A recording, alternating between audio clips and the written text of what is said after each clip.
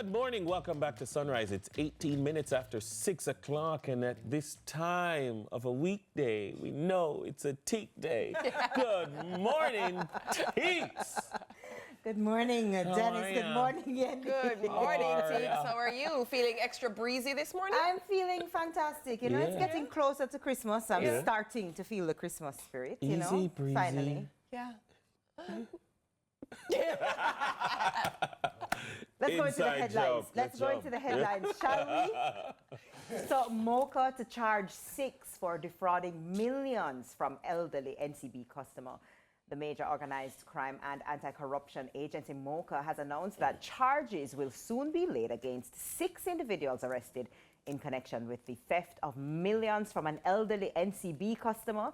The suspects are accused of orchestrating a smishing scam using fake text messages to deceive victims into sharing sensitive information or transferring money. The cyber attacks, which occurred in March 2023, allegedly resulted in the theft of $45,000 and 7.4 million Jamaican dollars. The arrests were made during a series of targeted operations across St. Elizabeth, Clarendon, St. Catherine, and Kingston.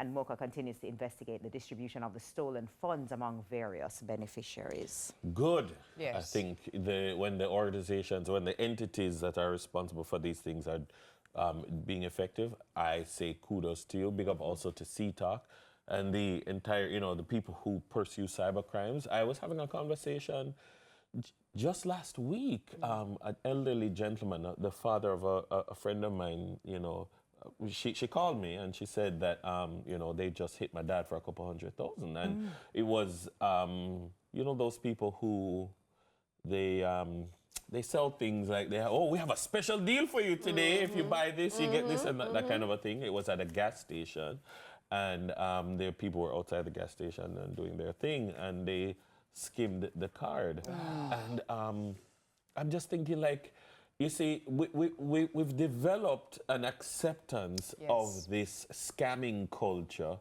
that in early days, maybe 10 years ago, like 2013, 14, when the conversation was, is them call it scam, but what we call it reparation. Remember that scam? Yeah, and almost like, okay, this big up every scammer because the scammers are taking money from these anonymous white people who we don't care about.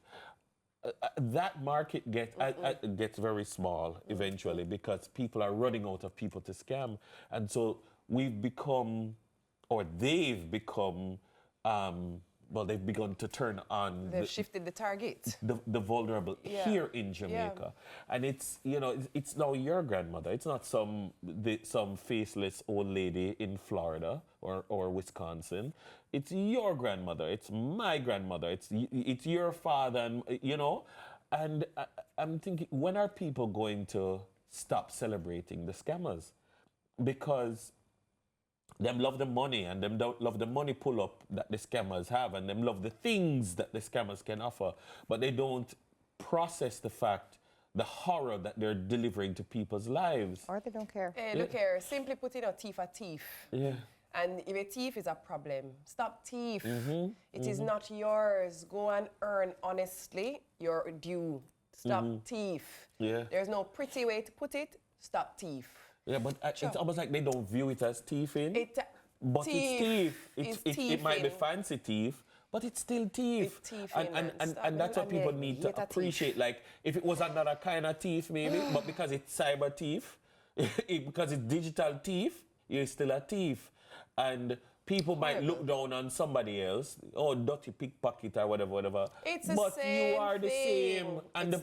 And your son who are bringing the money, your son and your brother and your boyfriend and whoever and your girlfriend who bringing you the proceeds, because that's the other thing. Like, we have to target the proceeds of crime, which is why I like when I hear stories like this where they're going after using poker. So like, I like when the FID does the forfeitures, and I like when MOCA does their job, and I like when the JCF through CTAC and the cybercrimes unit and those things, and they're all working in concert, by the way. So this story might mention MOCA, but they're all working together.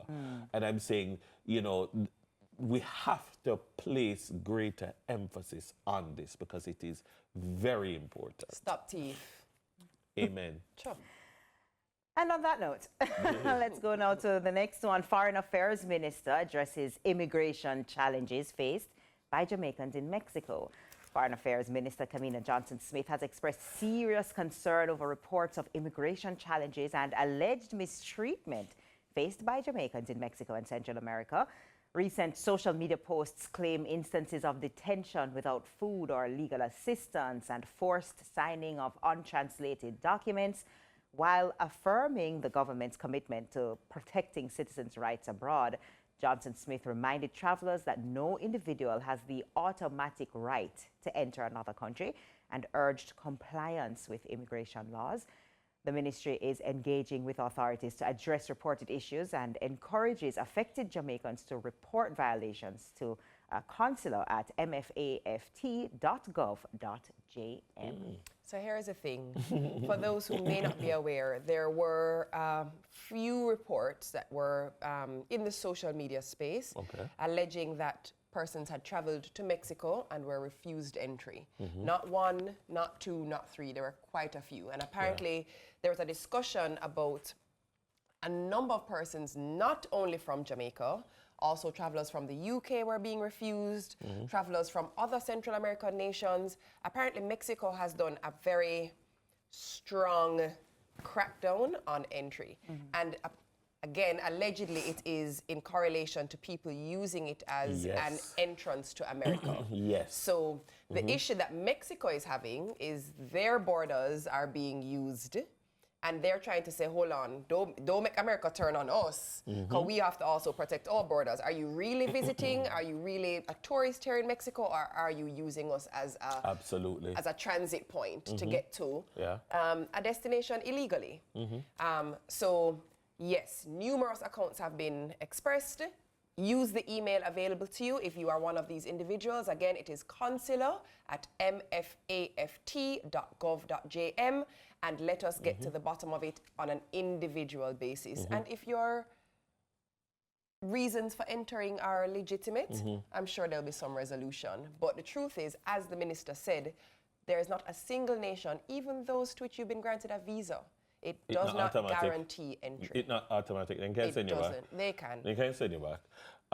You know, what I was thinking when I read the story, I was, you know, these challenges are challenges that you've created. People have created a challenge for Mexico, and Mexico says no. We're going to pass that challenge on to the rest of you, because you're now bombarding them with a problem that they now need to process. Correct. And so if you get caught up in the process, I mean, God forbid I pay for my trip to Tulum and now I'm caught up in the challenge. But this is something that's true, and it's not just a problem of Mexico. Panama has it in a very serious way, that people, you know, start the trip from Panama and they try to make it all the way up Central America. And the determination of some Jamaicans to get into the US, they will do almost anything. And so the challenge that now an immigration officer in Panama or Mexico or wherever has to figure out, is this person genuine? And the decision that I'm making could have serious implications for my job, for my nation. You know, it has serious national security challenges. So the challenges that we now face at the Ministry of Foreign Affairs and Foreign Trade, it's a corollary of challenges that have because of people's dishonesty. Because the whole thing about going through the border, it's a thing. And in some communities, everybody attack, yo, I want to TK, you know, TK. No, such me, such a going through the border, you know. It's a thing. But again, let me just hasten to add that if you just do a simple search, you'll realize we are not the only nationality being responded to in this particular way. A lot of people are currently using that border, and Mexico has said, we're going to get a grip of this. Yeah. Well, Trump soon comes, so. Da-da-dee. And then it's your laugh. da, da, da. Those porous borders might not be so porous after all. No pun intended. That's it for Thursday headlines. Oh. We're gonna get him. Mass deportations like we've never seen before, as they say. We have the best deportations. TK returns at 7 a.m. Not to be Stay with deported. us.